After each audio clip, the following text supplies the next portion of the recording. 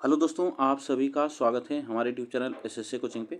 दोस्तों, आज का टॉपिक हम लोग जीके जीएस के प्रश्न देखेंगे, जो कि मोस्ट इम्पॉर्टेंट प्रश्न सभी हैं और यह एग्जाम में बार बार आते हैं। तो चलिए स्टार्ट करते हैं और यह सभी एग्जामों के लिए महत्वपूर्ण है, ठीक ना।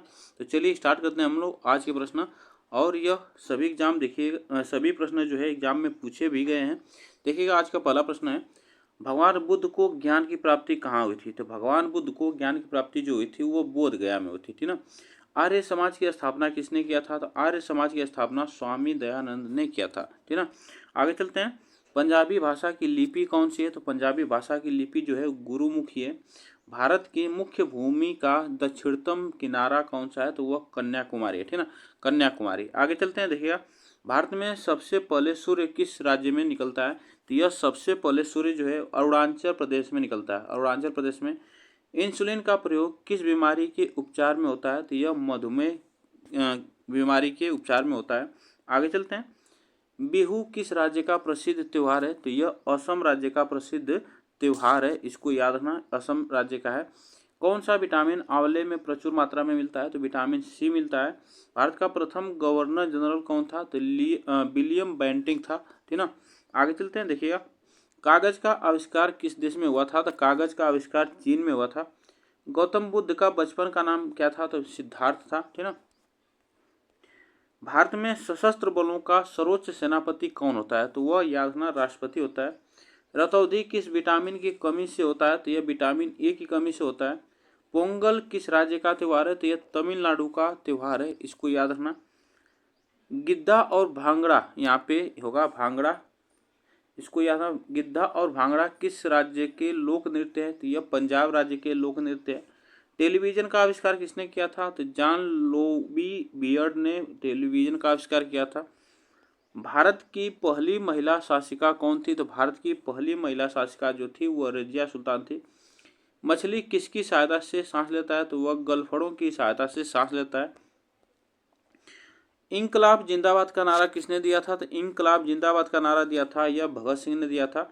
जलियांवाला बाग हत्याकांड कब हुए, कहाँ हुआ था। तो यह 1919 ईस्वी में अमृतसर में हुआ था। 1939 ईस्वी में भारत छोड़ने के बाद सुभाष चंद्र बोस ने किस दल की स्थापना की थी। तो यह फॉरवर्ड ब्लॉक की स्थापना किए थे, ठीक ना। पंजाब केसरी किससे कहा जाता है। तो पंजाब केसरी कहा जाता है लाला लाजपत राय को पंजाब केसरी कहा जाता है। आगे चलते हैं, देखिएगा, सैंडर्स की हत्या किसने की थी। तो सैंडर्स की हत्या जो किए थे वह भगत सिंह ने किए थे। 1857 के विद्रोह में किसने अपना बलिदान सबसे पहले दिया था। तो मंगल पांडे ने दिया था। भारत की पहली महिला राज्यपाल कौन थी। तो यह सरोजनी नायडू थी। माउंट एवरेस्ट पर 2 बार चढ़ने वाली पहली महिला कौन थी। तो यह याद रखना, संतोष यादव।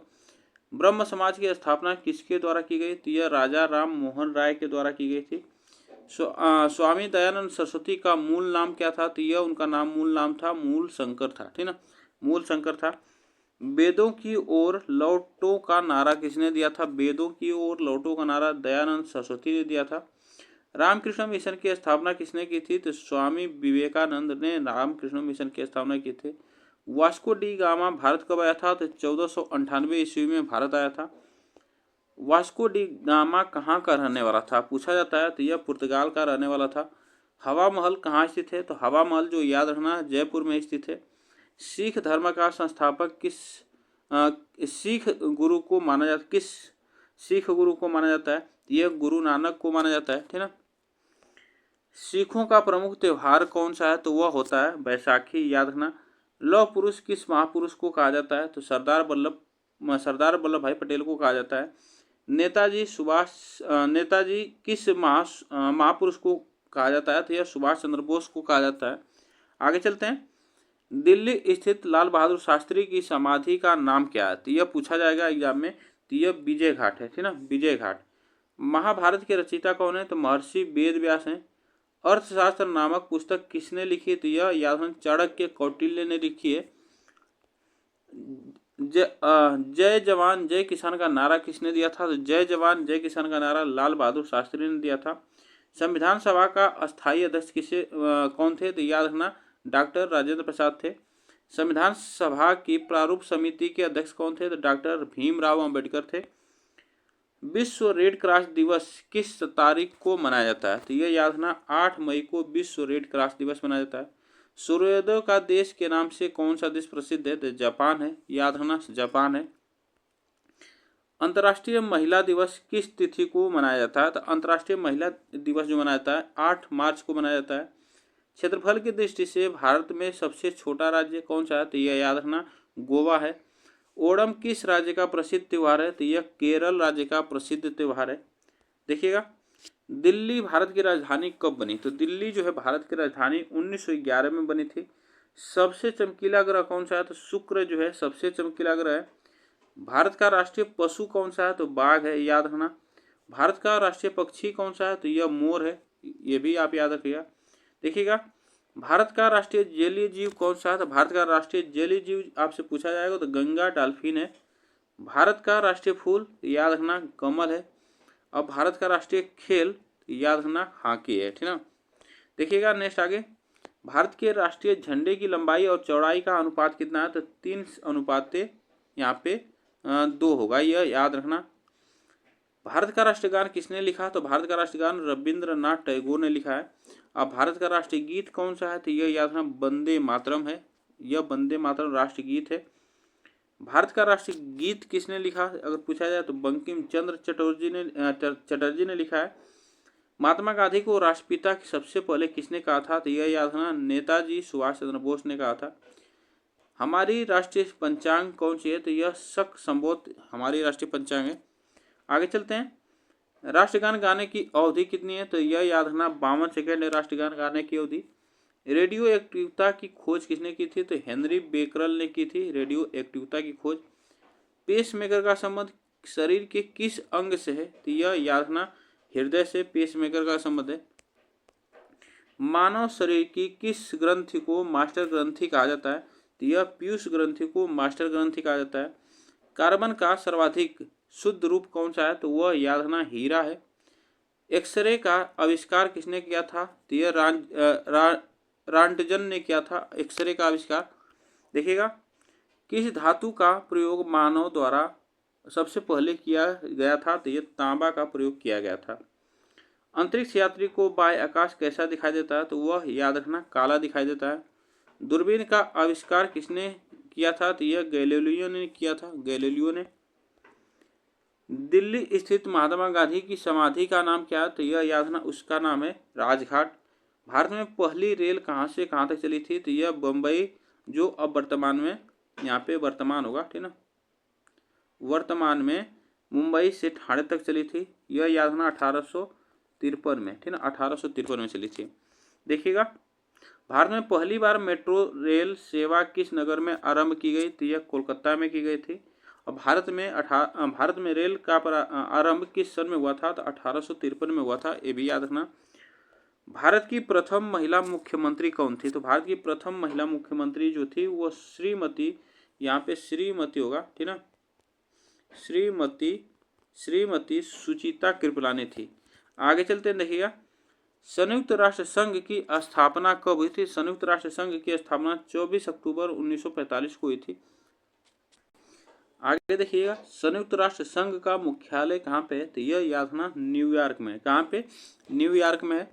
देखिएगा, संयुक्त राष्ट्र संघ के पहले महासचिव कौन थे? तो पहले महासचिव त्रिवेली थे। इस समय संयुक्त राष्ट्र संघ के कितने देश सदस्य हैं? तो यह याद रखना 193 देश सदस्य हैं। ये भी आप याद रखना, यहाँ से प्रश्न पूछा जाता है। इसमें संख्या बढ़ भी सकती है, घट भी सकती है, तो ये भी याद रखना, इसमें इसको याद रखना। संयुक्त राष्ट्र संघ सुरक्षा परिषद के कितने देश सदस्य हैं? तो 15 देश सदस्य हैं। अगर पूछा जाए अस्थायी सदस्य कितने हैं? तो अस्थायी सदस्य इसमें 5 है, याद रखना, अस्थायी सदस्य इसमें 5 है। देखिएगा, अंतर्राष्ट्रीय न्यायालय कहाँ स्थित है? तो अंतर्राष्ट्रीय न्यायालय द हेग जो हॉलैंड में है, यह भी याद रखना।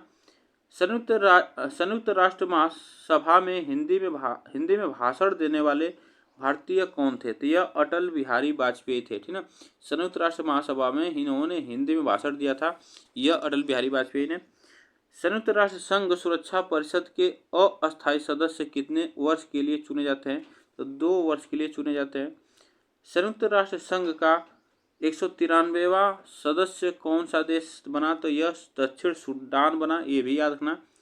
किस विटामिन की कमी से खून का रुकावट बंद नहीं होता है? तो यह विटामिन के का नहीं होता है।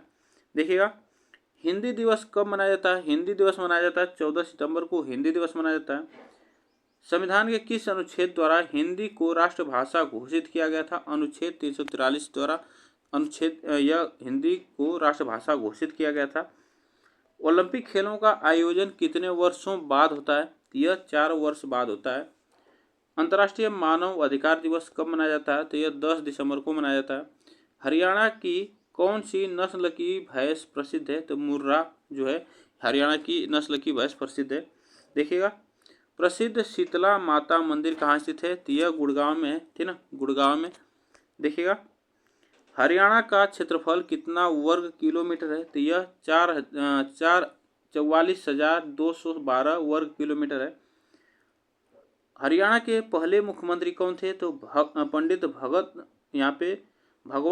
होगा भगवत दयाल शर्मा थे, यह याद रखना, भगवत दयाल शर्मा। किस देश की स्थल सीमा सर्वाधिक देशों के साथ लगती है? तो चीन की सीमा जो है सर्वाधिक देशों के साथ लगती है। बैरोमीटर के पठन में तेजी से गिरावट किस बात का सूचक है? तो यह याद रखना, तूफान का सूचक होता है। भारतीय मरुस्थल का क्या नाम है? तो वह है थार, इसका नाम थार है। देखिएगा, काजीरंगा राष्ट्रीय अभ्यारण्य किस राज्य में है? तो काजीरंगा राष्ट्रीय अभ्यारण्य जो है असम राज्य में है। पृथ्वी अपनी धुरी पर किस दिशा में घूमती है? तो पश्चिम से पूर्व की ओर घूमती है। उज्जैन नदी के किस नदी के किनारे बसा है? तो वह शिप्रा नदी के किनारे बसा है, शिप्रा नदी के किनारे बसा है। निम्न में से कौन सी धातु बिजली की सबसे अधिक सुचालक है? तो यह चांदी है, ठीक ना, चांदी। गोबर गैस में मुख्य रूप से क्या पाया जाता है? तो मीथेन पाया जाता है, ठीक ना, मीथेन पाया जाता है। स्वतंत्रता मेरा जन्म सिद्ध अधिकार है और मैं इसे लेकर रहूंगा, किसने कहा था? तो यह लोकमान्य तिलक ने कहा था, लोकमान्य तिलक ने कहा था। राज्यसभा के सदस्यों का चुनाव कितनी अवधि के लिए किया जाता है? तो 6 वर्ष की अवधि के लिए किया जाता है। देखिएगा, हिंदी भाषा की लिपि कौन सी है? तो हिंदी भाषा की लिपि याद रखना, यह देवनागरी है, ठीक ना, देवनागरी है। देखिएगा, नेक्स्ट क्वेश्चन देखिएगा, यहाँ पे हमारी आकाशगंगा का क्या नाम है? तो हमारी आकाशगंगा का नाम है दुग्ध मेखला या मिल्की, उसे कहा जाता है। हिंदी भाषा का पहला समाचार पत्र कौन सा है? तो यह उदंत मार्दंड है, इसको याद रखना, उदंत मार्दंड। तुलसीदास कृत रामचरितमानस हिंदी भाषा की किस बोली में लिखी गई? तो यह किस भाषा में, हिंदी भाषा की किस बोली में लिखी गई? तो अवधी में लिखी गई है। हरियाणा के राज्य कवि कौन कहलाते हैं? तो वह उदय भानु हंस कहलाते हैं। देखिएगा, आधुनिक ओलंपिक खेलों की शुरुआत कब कहाँ से हुई थी? तो यह हुई थी एथेंस यूनान में 1896 में हुई थी। भारत ने किस खेल में ओलंपिक खेलों में 8 बार स्वर्ण पदक जीता? तो यह जीता था, हॉकी में जीता था। यह प्रश्न पूछा जाएगा तो हॉकी में जीता था 8 बार। देखिएगा, भारत ने आखिरी बार हॉकी में स्वर्ण पदक कहाँ और कब जीता था? तो यह याद रखना, 1980 में मॉस्को में जीता था। अंतर्राष्ट्रीय ओलंपिक समिति का मुख्यालय कहाँ स्थित है? तो यह याद रखना, लुसान स्विट्जरलैंड में स्थित है। एक ओलंपिक में सर्वाधिक स्वर्ण पदक जीतने वाला खिलाड़ी कौन है? तो वह है माइकल फेल्प्स, ठीक है, माइकल फेल्प्स। यह याद रखना, 8 स्वर्ण जीते थे, ठीक ना, 8 स्वर्ण जीते सर एक ओलंपिक खेल में। भारत ने ओलंपिक खेलों में पहली बार किस वर्ष भाग लिया था? तो 1900 में भाग लिया था। नेक्स्ट क्वेश्चन में चलते हैं। ओलंपिक खेलों में प्रथम जीतने वाली पहली भारतीय महिला खिलाड़ी कौन है? तो वह स्वर्ण पदक जीतने वाली, यहाँ से पूछा, पदक जीतने वाली पहली भारतीय महिला खिलाड़ी, तो वह याद रखना, कर्णम मल्लेश्वरी है। बैक टू द वेदों की ओर लौटो नारा किसने दिया था? महर्षि दयानंद ने दिया है। आगे चलते हैं, देखिएगा, प्रसिद्ध झंडा गीत झंडा ऊंचा रहे हमारा की रचना किसने की थी? तो यह श्यामलाल गुप्त पार्षद ने की थी। पशुओं में मिल्क फीवर बीमारी किसकी कमी के कारण होता है? तो वह कैल्शियम की बीमारी के कारण होता है।